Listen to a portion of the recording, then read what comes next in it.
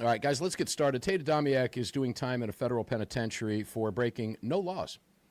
And we'll explain all of that. If you're new to the program, stay with us. You don't want to miss this.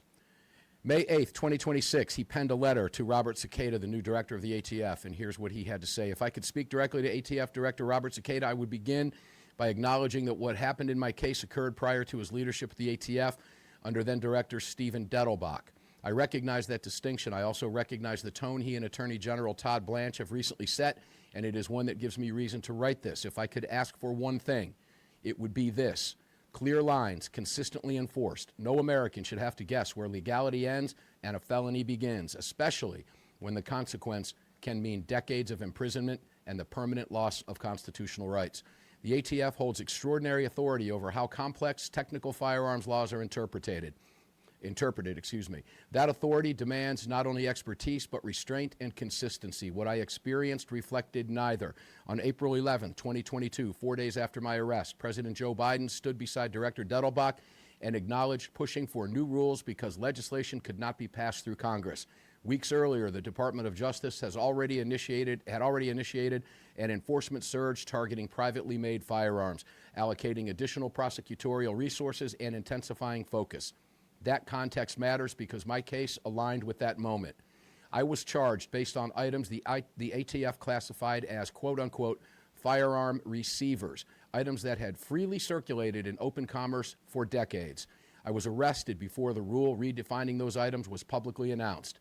That is not clarity. It is enforcement applied ahead of definition.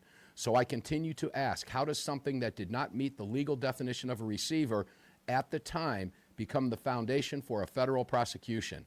How does a collection of parts become a narrative carrying decades of exposure? I have spent years asking those questions from a cell. When I listen to Director Cekada and Attorney General Blanche speak about restoring clarity, aligning regulations with statutory authority, and eliminating ambiguity that leads to inconsistent enforcement, I heard something I had not heard in a long time: recognition that these problems exist. If those principles are to mean anything, then cases like mine should be examined carefully. Because what occurred here was not simply strict enforcement, it was enforcement operating without a stable, publicly understood boundary. When legality depends on reconstruction, reinterpretation, or evolving internal standards, the law ceases to function as a guide and begins to function as a trap. I hope that from one gun enthusiast to another, that distinction is clear.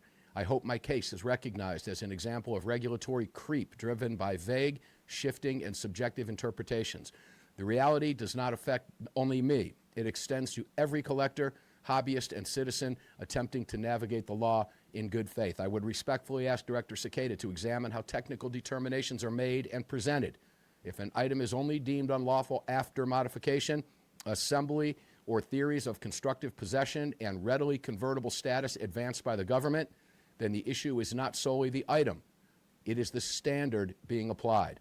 And a standard that shifts from case to case is indistinguishable from no standard at all. I would ask that my prosecution be reviewed as a case study. Guys, hearing this come from Tate, it's difficult to read. It really, truly is, knowing what we know about the case. Continuing, the investigative approach, as I experienced it, began with efforts by a paid criminal informant with pending charges to induce the creation of an illegal item that did not exist. When that effort failed, the focus shifted to an alternative theory aligned with a broader enforcement initiative. An object that did not meet the ATF's own regulatory definition at the time was ultimately classified as a machine gun to support a warrant. The testimony used to support that outcome is where the record becomes especially difficult to reconcile with ordinary expectations of law enforcement clarity. The lead case agent testified that everything I possessed constituted illegal firearms, yet he also admitted he had, quote, only ever seen many of these items in video games, and that he could not distinguish between a real firearm and a replica by sight alone. That raises a fundamental question. If the enforcing agent cannot make that distinction, how is an ordinary citizen expected to know where that line is? He also testified that altering evidence is against agency policy, while acknowledging that government experts, nevertheless, modified multiple items during examination. On required filings, he suggested I should have completed a Form 1 application before acquiring certain components, while overlooking that such forms require serial numbers from those very components and are not applicable in the way he described. He further implied that approval would allow one to then assemble the item, despite the fact that I never assembled anything into a functional configuration. The firearm enforcement officer's testimony added another layer of concern. He stated, "My understanding is the original definition of a firearm receiver did not fit 90-some% of frames or receivers the way it was written." In other words, he acknowledged that the regulatory definition in 27 CFR 478.11 did not align with how certain components were being treated, an issue later addressed through updated rulemaking. Yet in my case, conclusions still relied on interpretations that predated or extended beyond that framework. He also described sheet metal components, M240 80% side plates, as having, quote, reached a stage of manufacturing in which they are clearly recognized as plates for a M240 machine gun. Therefore, are machine guns as defined, quote, relying on internal policy language that did not publicly exist at the time of seizure. In another instance, inert RPG training aids were described in a manner that treated a single component as though it constituted a destructive device, despite the statute and case law requiring a combination of parts and functionality that did not exist in my possession. And perhaps most strikingly, an ATF firearms enforcement officer testified that, quote, a Sharpie marker in the correct location for a sear pinhole would be enough to classify an element as a machine gun receiver. Under that theory, lawful possession of otherwise ordinary items combined with something as simple as a marker could be reframed as constructive possession of a machine gun. There were classifications and opinions presented by the individual responsible for evaluating nearly every item in the case. These are not abstract disagreements over technical language. They are the difference between lawful possession and decades of imprisonment.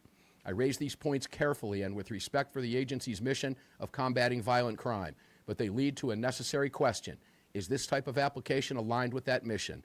Is there a meaningful distinction being maintained between a collector attempting compliance and an individual engaged in criminal conduct that threatens public safety? There should be. Now, I've only got about a minute left, so I'm going to skip over a little bit of this because I'd like to get to some additional parts here without having to get too much into it in the second segment when we talk with Lee, the gunwriter Williams.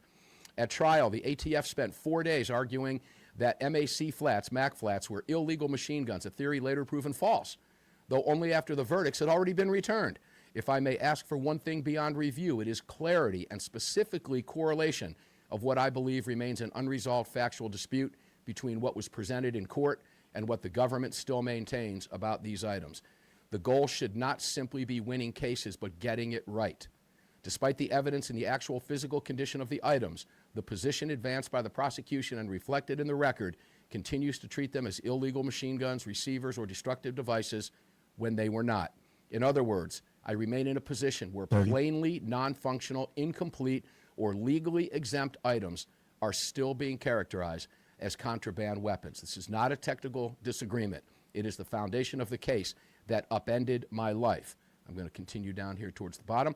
These distinctions are not technicalities. They are the difference between lawful possession and decades of federal exposure. When those lines are blurred, the consequences are not theoretical, they are permanent. I offer this letter with respect for your position and the responsibility it carries. I also offer it with the hope that my experience serves a purpose beyond itself, reinforcing the necessity of clarity, consistency, and restraint in the exercise of such extraordinary authority. Because when those elements are absent, the cost is not abstract. I am living it.